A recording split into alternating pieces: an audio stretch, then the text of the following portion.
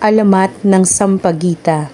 Noong unang panahon, may dalawang magkaribal na baryo na pinamumunuan ng magkatunggaling datu. Sa kabila ng alitan, umusbong ang pagmamahalan ni Lakambini, anak ng isang datu, at ni Gat Dalisay, anak ng kabilang datu. Ngunit tutol ang kanilang mga magulang sa kanilang pag-iibigan. Nagkasundong tumakas ang dalawa upang makasama ang isa't isa.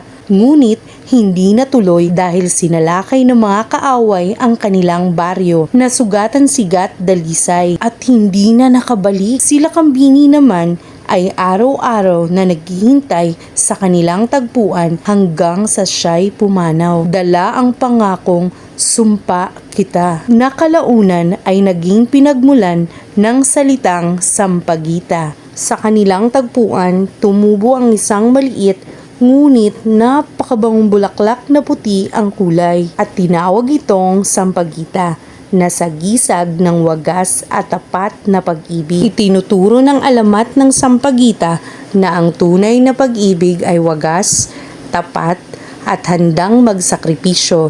Kahit na may mga hadlang at pagsubok, ang pagmamahalan na nakaugat sa katapatan ay nag-iiwan ng alaala na hindi kailanman mawawala.